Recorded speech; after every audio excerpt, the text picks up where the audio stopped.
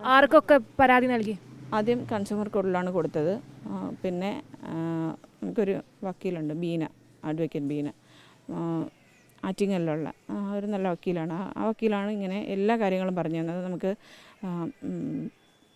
എന്താണ് CM, പിന്നെ DGPക്ക്, കളക്ടർക്ക്, മനുഷ്യാവകാശ കമ്മീഷന്, പിന്നെ ആരോഗ്യവകുപ്പിന്, ഇവർക്കെല്ലാവർക്കും ഞങ്ങൾ പരാതി കൊടുത്തിരുന്നു. അപ്പം അതിൽ DGPക്ക് കൊടുത്ത ഇതിൽ ഇപ്പോൾ പ്രോപ്പറായിട്ടുള്ള കാര്യങ്ങളെല്ലാം ചെയ്തുകൊണ്ടിരിക്കുന്നു. എൻ്റെ മൊഴി എടുത്തിട്ടുണ്ട്.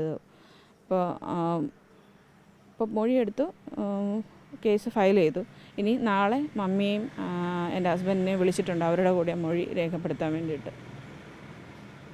അങ്ങനെ നാളെ അവർ പോകുന്നുണ്ട്. ഹോസ്പിറ്റലിൻ്റെ ഭാഗത്തു നിന്നും എക്സ്പ്ലനേഷൻ ഒന്നും ഉണ്ടായിട്ടില്ല? ഇതുവരെ എക്സ്പ്ലനേഷനൊന്നും ഇല്ല. നമുക്ക് യാതൊരു വിധത്തിലുള്ള ഒരു അറിവുമില്ല. ഇതിപ്പോൾ ജനറൽ മെഡിക്കൽ കോളേജിലുള്ള ഡോക്ടർമാർക്കെതിരെയുള്ള ആരോപണമാണോ? തീർച്ചയായിട്ടും. ഈ നമ്മുടെ മെഡിക്കൽ കോളേജാണെങ്കിലും SUT ഹോസ്പിറ്റലിലാണെങ്കിലും അവരുടേതായ ഭാഗം മറച്ചു വെച്ചാണ് എല്ലാം. അതായത് ഇപ്പം മെഡിക്കൽ കോളേജിലെ മെഡിക്കൽ കോളേജ് SAT ഹോസ്പിറ്റലിലെ ഡോക്ടേഴ്സ് ഈ ലൈല മാഡം ആണെന്ന് അറിഞ്ഞുകൊണ്ട് തന്നെയാണ്. തീർച്ചയായിട്ടും അങ്ങനെ തന്നെയാണ് എൻ്റെ ഒരു വിശ്വാസം.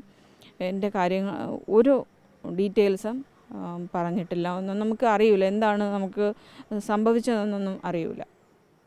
എന്താണ്, ജസ്റ്റ് ഒരു ചെറിയ കോട്ടൺ ഉണ്ടായിരുന്നു, അത് വെക്കേണ്ടതായിരുന്നു. അതങ്ങനെ വെച്ചപ്പോൾ അതിൽ അലർജി വന്നു എന്ന് ആണ് എൻ്റെ വീട്ടുകാരെ പറഞ്ഞ് വിശ്വസിപ്പിച്ചത്.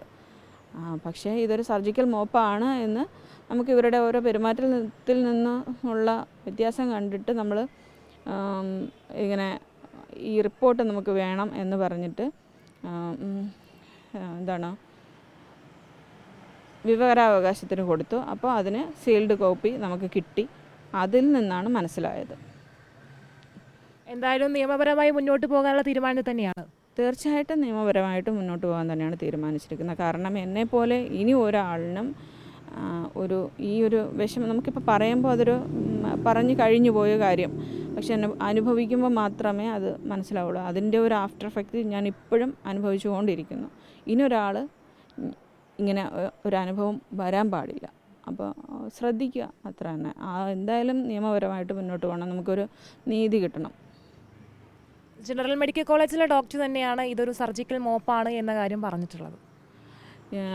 SIT ഹോസ്പിറ്റലിലെ ഗൈനക്കോളജി വിഭാഗത്തിൽ നിന്ന് ഒരു ഡോക്ടേഴ്സും അവരുടെ റിപ്പോർട്ട്സിലൊന്നും എഴുതിയിട്ടില്ല. ഇങ്ങനെ സർജറി റിപ്പോർട്ട്സിൽ, സർജറി ഡേറ്റിൽ ഓരോ റിപ്പോർട്ട്സ് എഴുതുമല്ലോ, അതിലൊന്നും എഴുതിയിട്ടില്ല. എനിക്ക് അവർക്ക് പറ്റാത്തത് കൊണ്ടാണ് അപ്പുറത്ത് മെഡിക്കൽ കോളേജിലെ സർജറി വിഭാഗത്തിലെ സർജനെ കൊണ്ടുവന്ന് രണ്ടാമത് പിന്നെ സർജറി ചെയ്തത്. ആ സർജനാണ് അത്, ഒരു അജിത് കുമാർ ആണ്, ആ ഒരു ഡോക്ടർ അജിത് കുമാറാണ് അതിൽ എഴുതിയിട്ടുള്ളത്. സർജിക്കൽ മോപ്പാണ് ഈ വയറിനകത്ത് ഉണ്ടായിരുന്നത് എന്ന് കറക്റ്റായിട്ട് അതിൽ എഴുതിയിട്ടുണ്ട്.